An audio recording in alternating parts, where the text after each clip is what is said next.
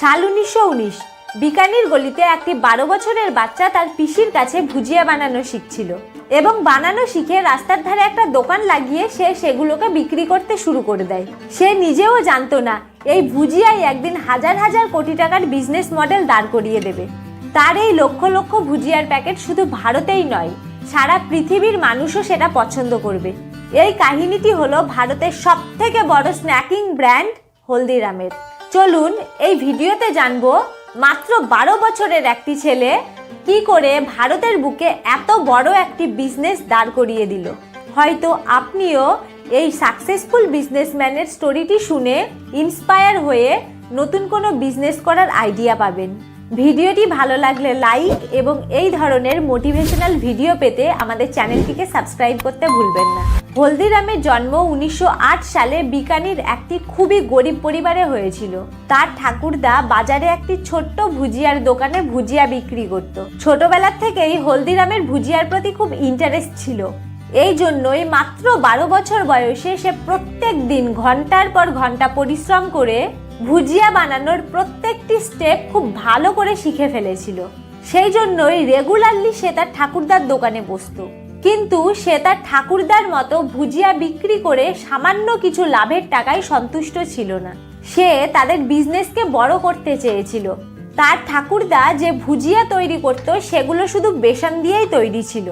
কিন্তু সে দেখেছে যে রাজস্থানের লোকেরা মোটের ডাল খুব পছন্দ করে।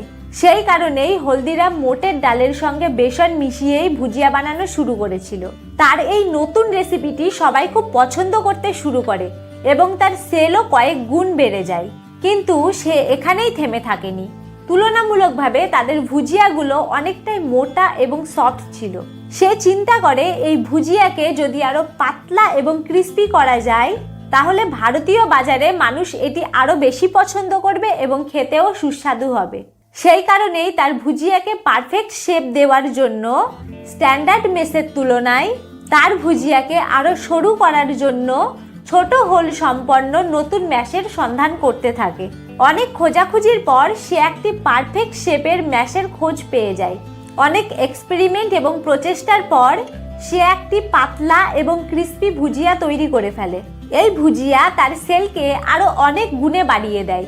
মার্কেটে আরো অনেক কোম্পানি ছিল যারা ভুজিয়া বিক্রি করত, কিন্তু হলদিরাম চাইতো তার ভুজিয়া যেন কাস্টমারদেরকে একটা আলাদাই অনুভূতি দিতে পারে। তাই হলদিরাম বিকানির বিখ্যাত মহারাজা দাঙ্গার সিং এর নাম অনুসারে তার ভুজিয়ার প্যাকেটে দাঙ্গার সেব নাম দিয়েই মার্কেটে বিক্রি করতে শুরু করে দেয়। সেই কারণেই বাকি কোম্পানিগুলোর তুলনায় তাদের ভুজিয়া এক আলাদাই পরিচিতি পেয়ে যায়। বাকিদের থেকে তার ভুজিয়ার কোয়ালিটি অনেকটাই ভালো ছিল, তাই সে তার ভুজিয়ার দাম বাড়িয়ে দেয়। কোয়ালিটি ভালো হওয়ার কারণে লোক খুশি খুশি সেই নতুন দাম অ্যাকসেপ্ট করে নেয়। হলদিরাম তার 2 ভাইকে নিয়ে ব্যবসা ভালোই চালাচ্ছিল। কিন্তু 1944 সালে হলদিরামের বয়স যখন 36 বছর, তখন তার জীবনে একটি টুইস্ট আসে। তাদের ফ্যামিলিতে মহিলাদের মধ্যে ঝামেলা শুরু হয় এবং এই ঝামেলা এতটাই খারাপ পর্যায়ে পৌঁছে যায় যে হলদিরাম তার ওয়াইফ এবং 3 ছেলেকে নিয়ে বাড়ি থেকে বেরিয়ে যেতে বাধ্য হয়। সে 12 বছর বয়স থেকে এত কষ্ট করে যে বিজনেস দাঁড় করিয়েছিল তাকে সেখান থেকেও বঞ্চিত করা হয়। এরপর হলদিরামের কাছে থাকার মতো কোনো জায়গা এবং টাকা পয়সা না থাকার কারণে সে মানসিকভাবে ভেঙে পড়ে। কিন্তু এরপরেও ইমোশনকে পাশে রেখে তার ওয়াইফ এবং 3 বাচ্চার শুধুমাত্র খাবারটুকু জোগাড় করার জন্য সে কাজ খুঁজতে থাকে। অবশেষে কোনো কাজ না পাওয়ায় সে হতাশ হয়ে পড়ে। ঠিক সেই সময় তার ছোটবেলার এক বন্ধুর সাথে তার দেখা হয়ে যায়। এটি ছিল তার সেই বন্ধু যে কোনো একটি সময়ে তার কাছ থেকে 200 টাকা ধার নিয়েছিল। হলদিরামের সেই পরিস্থিতি শোনার পর সে এক মুহূর্তেও দেরি না করে তাকে 100 টাকা ফেরত দেয়। এই 100 টাকাই হলদিরামের জীবন বদলে দেয়। তার ওয়াইফ চম্পা দেবী খুব সুন্দর মুগ ডাল বানাতে পারত এবং বিকানির লোকেরা মুগ ডাল খুব পছন্দ করত।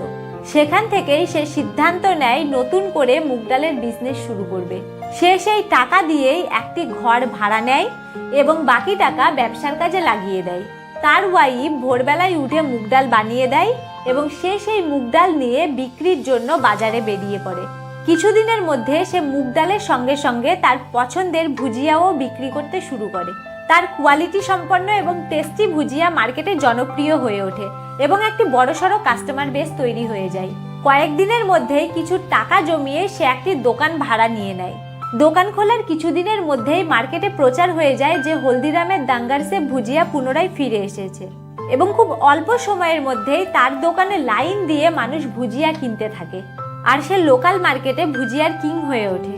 আগামী কয়েক বছর সে তার দোকান গ্রো করার পিছনেই তার পুরো ফোকাস লাগিয়ে দেয়। কিন্তু 1950 সালে তার জীবনে একটি টার্নিং পয়েন্ট আসে। হলদিরাম তার বন্ধুর মেয়ের বিয়েতে কলকাতায় এসে সেখানে সে সবার জন্য ভুজিয়া বানিয়েছিল। যারা এই ভুজিয়া খেয়েছিল তারা খুব প্রশংসা করছিল এবং সঙ্গে তারা অনেক অনেক ভুজিয়ার অর্ডারও দিচ্ছিল।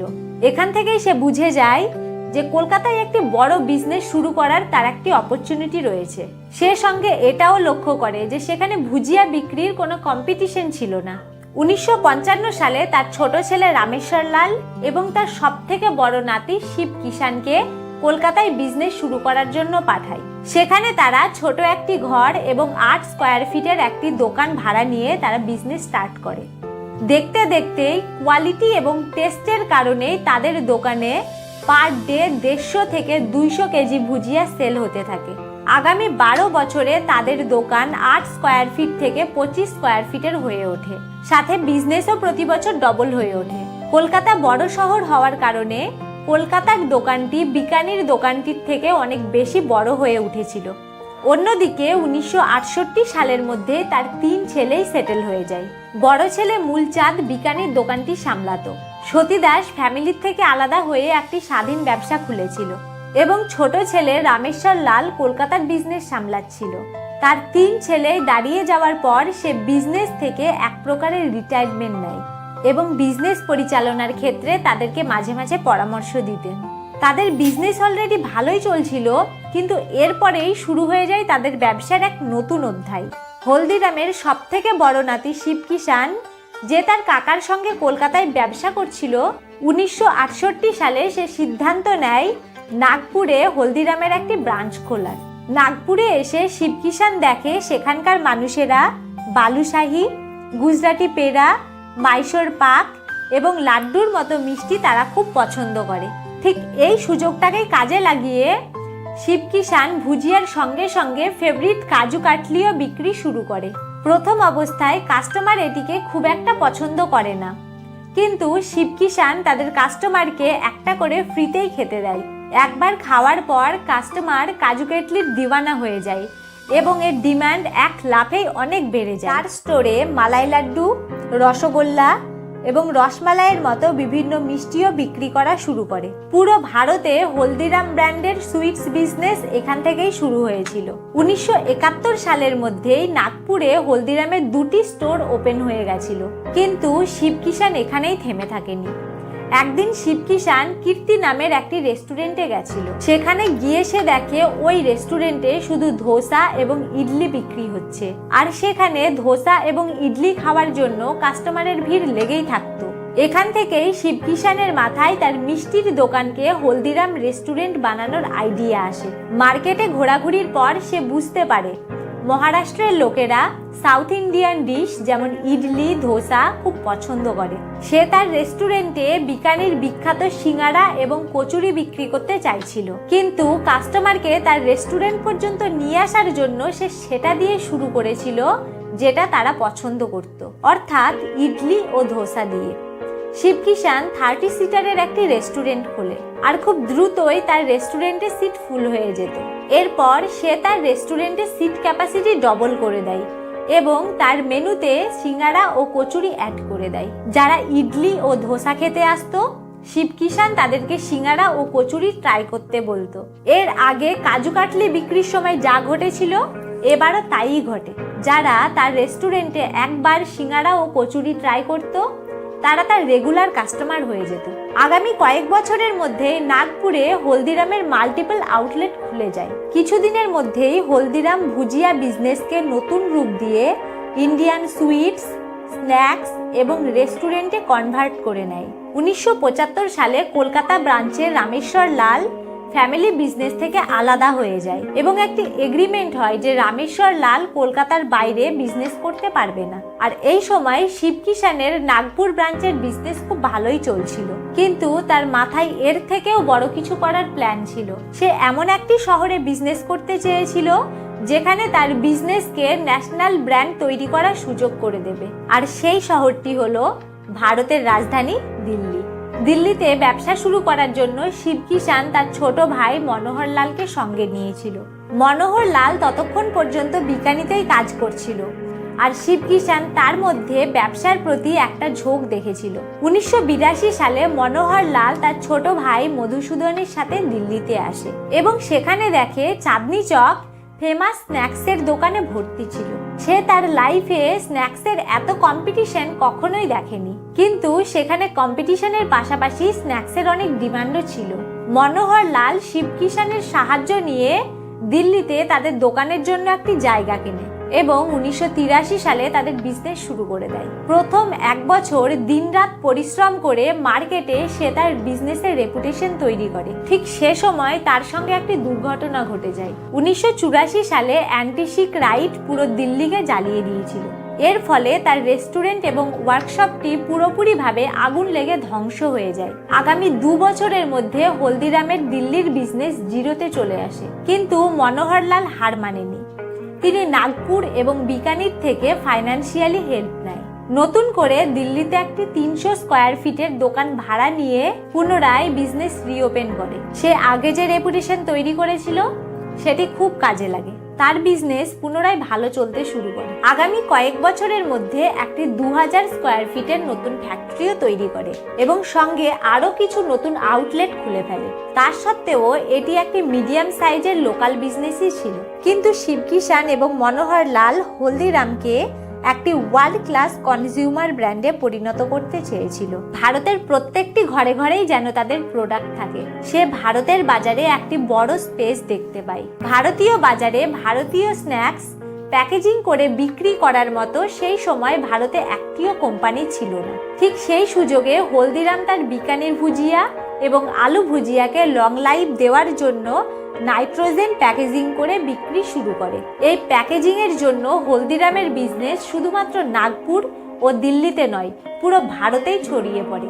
শহর থেকে শুরু করে ছোট্ট গ্রামের গলির দোকান থেকেও সাধারণ মানুষ এই ভুজিয়া কিনতে পারে। শুরু থেকেই এই প্যাকেট জনপ্রিয় হয়ে উঠেছিল, তাই রসগোল্লা, শনপাপড়ি, কচুরি এবং ভেলপুরির মতো জিনিসও প্যাকেজিং শুরু করে দেয়। দেখতে দেখতে হলদিরাম 400রও বেশি প্রোডাক্ট প্যাকেজিং করে বিক্রি করা শুরু করে। তার প্রোডাক্ট সব রকম কাস্টমারের কাছে বিক্রি করার জন্য 5 টাকার প্যাকেট থেকে শুরু করে 200 টাকারও বেশি দামের প্যাকেট পর্যন্ত তৈরি করত। হলদিরামের প্যাকেটগুলোকে মানুষের কাছে জনপ্রিয় করে তোলার জন্য কালার সাইকোলজি ইউজ করে প্যাকেটগুলোকে কালারফুল করে তুলত এবং ভারতের প্রত্যেকটি কোনায় কোনায় তাদের এই প্রোডাক্ট পৌঁছে যায়। 1000-এরও বেশি ডিস্ট্রিবিউটার এবং 1 লাখেরও বেশি রিটেলারকে হলদিরামের সঙ্গে যুক্ত করে, যার জন্য আজ ইন্ডিয়ার প্রত্যেকটি ঘরে ঘরে হলদিরামের প্রোডাক্ট পাওয়া যায়। ইউএসএ, সিঙ্গাপুর এবং ইউকের মতো দেশে one of the most popular India snacks ব্র্যান্ডের প্রোডাক্ট পাওয়া যায়। প্রায় 100 বছর আগে হলদিরামের ভুজিয়া 2 পয়সায় বিক্রি হতো, কিন্তু আজ সেই হলদিরামই 9000 কোটি টাকারও বেশি বিজনেস করে ফেলেছে। হলদিরামের কাহিনীটি এটি প্রমাণ করে যে কাস্টমারের সঙ্গে সুসম্পর্ক তৈরি করে এবং কাস্টমারের পছন্দ অনুযায়ী সময়ের সঙ্গে সঙ্গে নিজেকে আপডেট করে সামান্য পুঁজি এবং ভুজিয়া নিয়েও কয়েক হাজার কোটি টাকার বিজনেসও দাঁড় করানো যায়। হলদিরামের এই কাহিনীটি তার বাস্তব উদাহরণ। দেখা হচ্ছে পরবর্তী ভিডিওতে। সম্পূর্ণ ভিডিওটি দেখার জন্য অসংখ্য ধন্যবাদ।